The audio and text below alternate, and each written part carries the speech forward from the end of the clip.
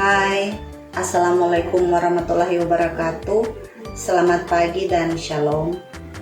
Perkenalkan, nama saya Gladys Langitan dengan NIM 2415012 dari mahasiswa program studi profesi nurse Tikes Geraha Edukasi Makassar.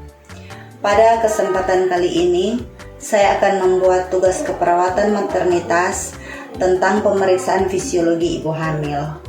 Kali ini, aspek detail yang akan saya tampilkan dalam keterampilan itu mendemonstrasikan pemeriksaan abdomen pada ibu hamil. Jadi, tujuan pemeriksaan fisik pada ibu hamil adalah untuk mengetahui kondisi ibu dan janin secara umum, dan lebih penting lagi adalah untuk mendeteksi kelainan yang mungkin dapat terjadi pada pertumbuhan dan perkembangan janin. Apa saja sih alat-alat yang dibutuhkan untuk melakukan pemeriksaan fisik pada ibu hamil? Pertama, ibu hamil itu harus kita timbang dulu berat badannya.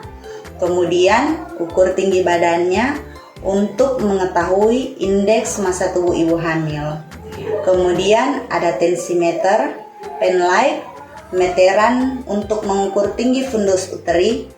Kemudian ada Linex untuk mendengarkan denyut jantung janin, dapat juga menggunakan Doppler. Nah, sebelum kita ke pasien, kita melakukan cuci tangan 6 langkah. Setelah itu, kita bisa mengukur tekanan darah pasien, kemudian menimbang berat badan pasien untuk mengetahui berapa peningkatan berat badan selama kehamilannya. Kemudian, sebelum naik ke tempat tidur pemeriksaan, kita bisa anjurkan pasien untuk ke kamar mandi mengosongkan kandung kemih. Nah, sekarang kita akan mendemonstrasikan pemeriksaan abdomen pada ibu hamil. Pada pemeriksaan perut ibu hamil yang disebut pemeriksaan Leopold ada 4 tahap. Yang pertama, Leopold 1, Leopold 2, dan Leopold 3 serta Leopold 4. Untuk Leopold 1, alat yang kita perlu siapkan adalah meteran pastinya, karena Leopold 1 adalah menentukan tinggi fundus uteri dan bagian janin apa yang ada di fundus uteri. Sebelum tangan kita memegang perut ibu, kita hangatkan dulu dengan cara digosok-gosok. Kemudian kita letakkan tersebut dimulai di atas sisi pubis sambil kita melakukan perabaan.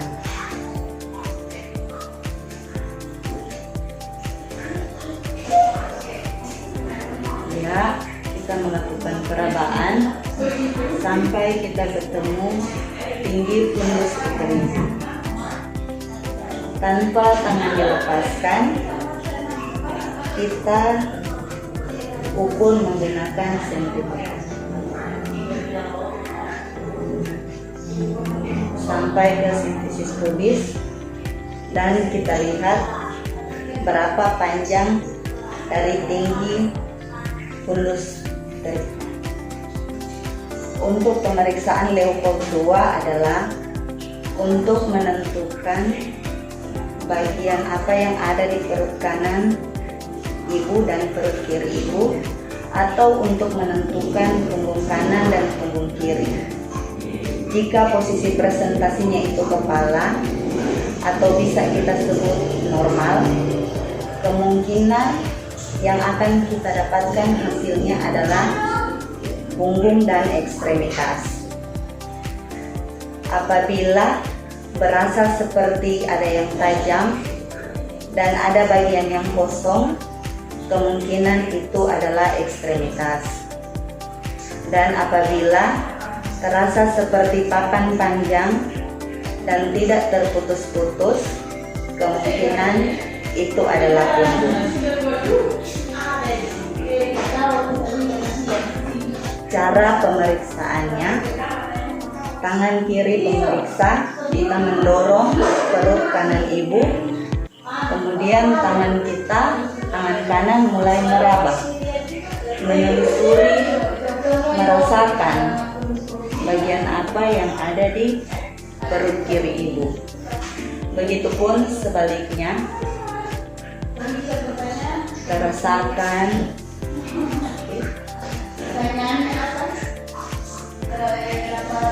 menelusuri apa yang kita rasakan.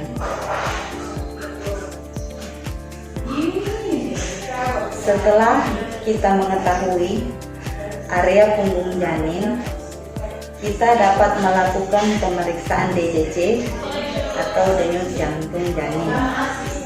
Bisa kita lakukan dengan menggunakan alat Linex.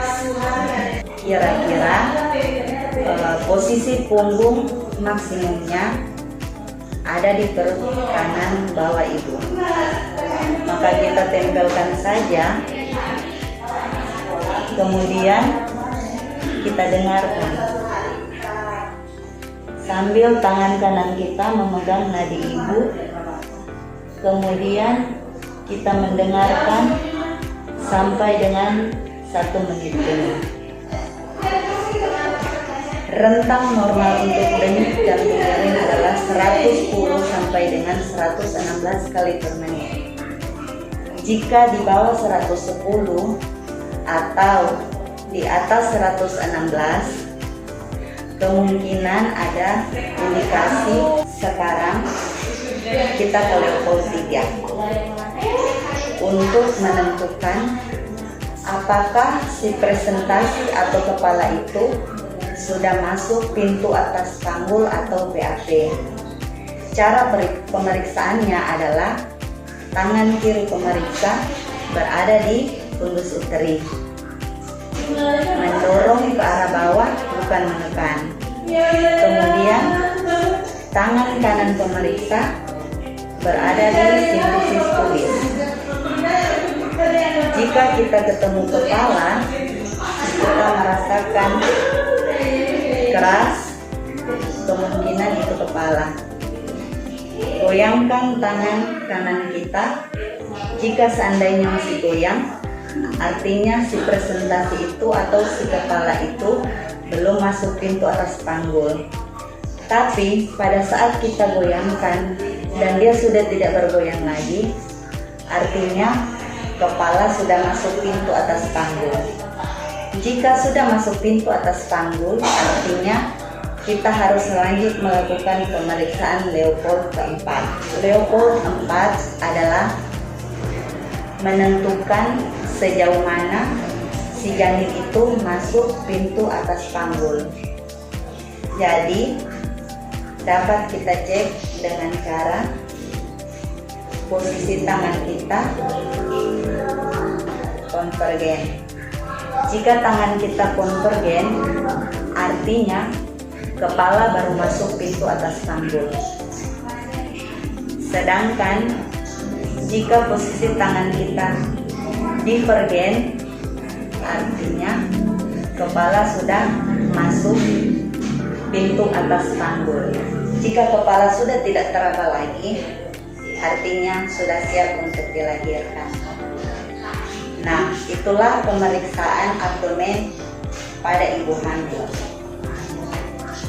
Setelah selesai melakukan palpasi Leopold, jangan lupa kembalikan lagi posisi ibu seperti semula.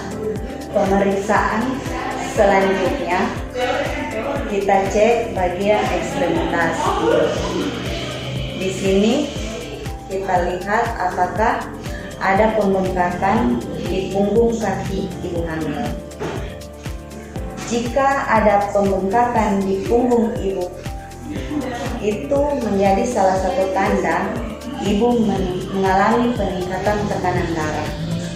Peningkatan tekanan darah pada ibu hamil dapat membahayakan kondisi ibu dan janin, atau kita sebut sebagai preeklamsi. Jadi harus kita cek. Demikian video pendek saya tentang cara pemeriksaan fisiologi ibu hamil. Semoga bermanfaat untuk kita semua. Terima kasih.